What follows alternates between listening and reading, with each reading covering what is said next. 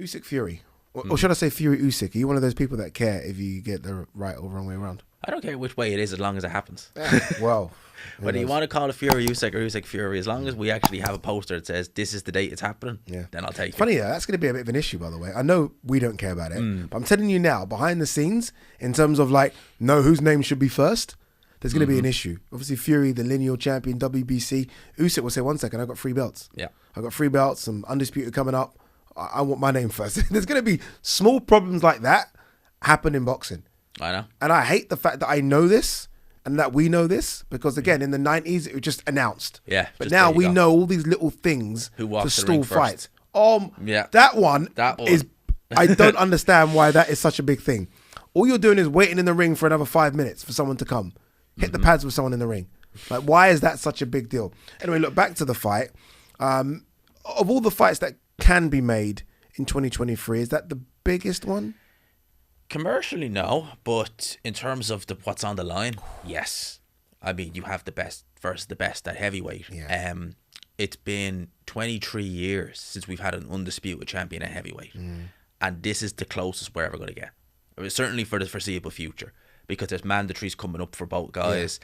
There's nothing in the way. Mandatories are taken care of. WBA, IBF, they've all said, right, undisputed to go. So all it's down to is both fighters. And it's not just 23 years since we've had an undisputed.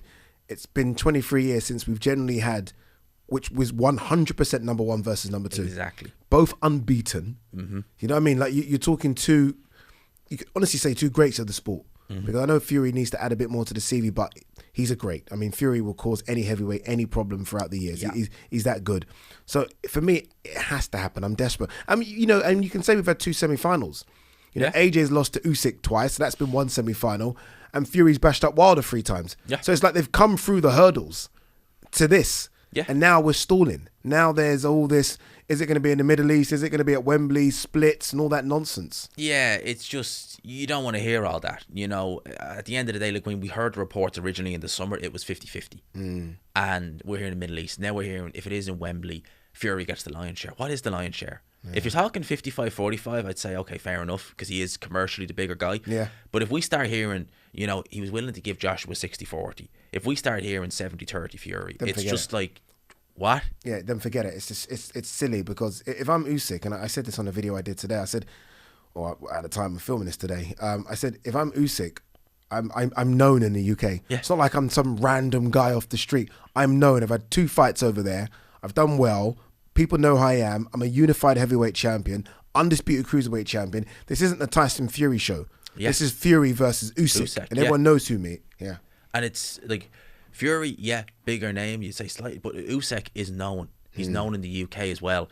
They know him from Joshua, and I think he's gained a lot of fans from not just both fights. Yeah. So why, I hope to God that percentage, like per splits don't come into it and stuff like that, that it can just be made. But Usyk's been the one who's been calling Fury saying, Belly, where are you? You haven't signed a contract and stuff like that.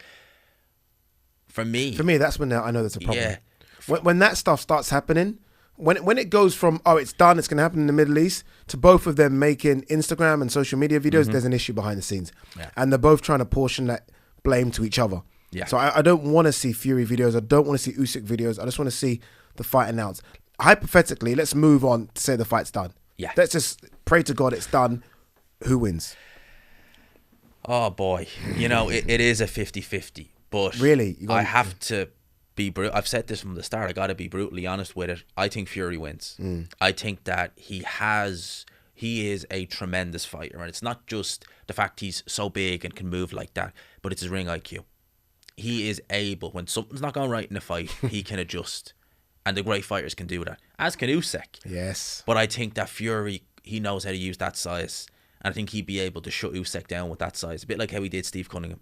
Yeah, yeah. Just the speed. And it's a vastly improved Fury since that Steve Cunningham fight, let's be honest. It's much it's not even the same human being.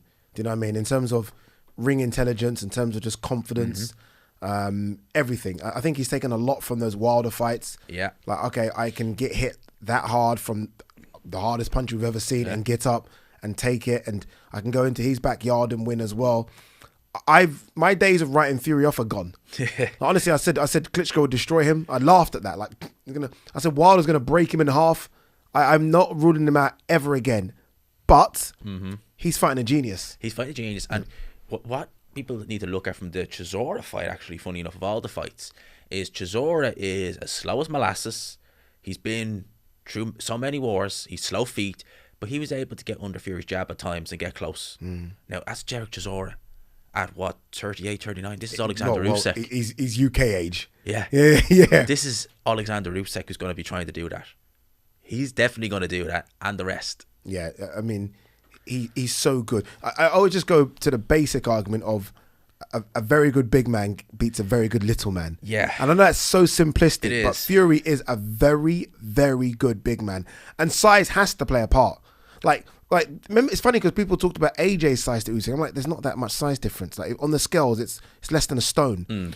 Whereas Usyk to Fury, you're talking nearly 3 stone. 3 stone, yeah. It's a lot. It's a lot, especially if Fury comes in really heavy, as he might likely be. But I just feel like size has to play a part, and Fury has this way.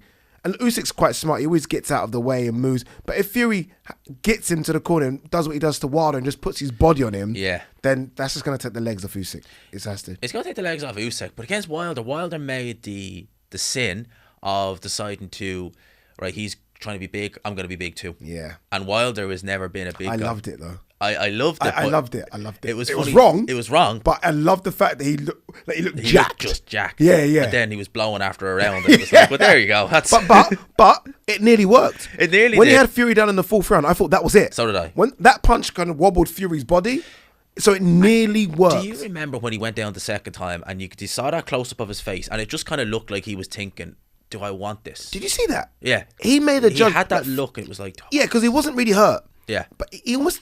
This is Fury we're talking about, by the way. He almost looked around as like, all right, I'll get up. Yeah. Almost like I can't be asked anymore. Do you know, it's weird. That. He had that just expression. He wasn't hurt. It was kind of like when Tyson got dropped by Lewis.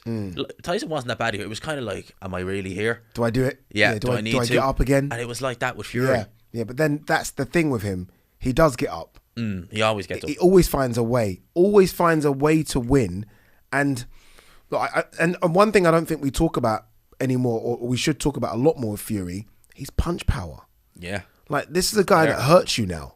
Like, before it was a case of, I'm a back foot fighter and I'm going to, the way he got that boring win against Klitschko. I'm not really going to engage, but now he comes in right at you, wrecking machine, and hurts you. Knocked out White, could have knocked out Chisora in a couple of rounds if he wanted to. Yeah. Do you know what I mean? Has put Deontay Wilder to sleep, has hurt him numerous times. So he's got the power to hurt Usyk as well. 100%. Yeah. 100%. And Usyk's got to be wary of that. Usyk's shown a good chin. He's always shown a good chin. But Fury, I think, underestimate Fury's punching power at your peril. I spoke to Richard Riakporhe the other day, Midnight Train, obviously coming off a good win against Krzysztof Glowacki. And I spoke to him about the jump to heavyweight. We were speaking about him and Lawrence Okoli. And he said, dude, I'll do it every single day of the week. I said, I've sparred heavyweights and they are the slowest things you could ever imagine. I was like, what do you mean? He's like, I can't tell you how slow. And I think we saw that with Jack Massey, Joseph Parker. Yeah. So I think Usyk will look at Fury and think, you're so slow. Like, he done that to AJ. Yeah. AJ's not slow, but at times Usyk made him look a bit cumbersome and slow and big and strong. I know Fury's a good mover, but he has slowed down. The legs have slowed down a little 100%. bit. You've slowed down. I think Usyk might look at him and think, you're so slow. I think Usyk will look at Fury and think the late rounds, where Usyk always tends to come on strong, is where he's going to be like, I will have you. Because Fury's legs are not what they used to be. They're still fast, but not as quick. But he does slow down as the fight goes on. Yeah. And I think kind of rounds like, say, 8 through to 11, 12, that's when you're going to see Usyk just be like...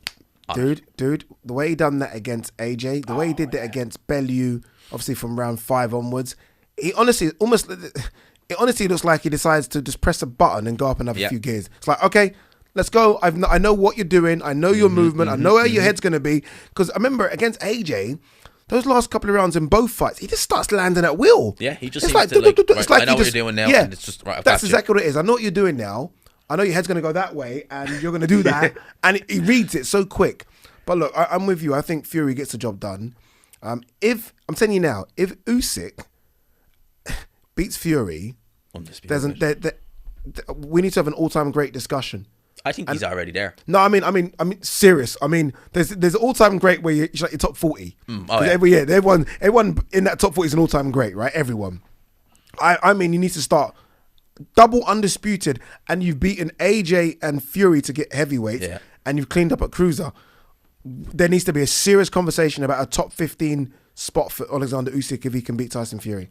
Definitely. I mean, it's not like he's doing it against easy guys. You could easily say like, oh yeah, he's undisputed, but our division wasn't strong, and he beat a champion who had all the belts already. It's not any of that. And imagine this as well. He must be, I'm looking at the camera doing this, he probably be the first undisputed that's become undisputed going into everyone's backyard and taking their belts. Yeah. He's gone to everyone's backyard. One of them. Everyone. Every single Especially one of if this Fury fight happens in England. If it happens so in Wembley, he's gone everywhere. Everywhere. Yeah.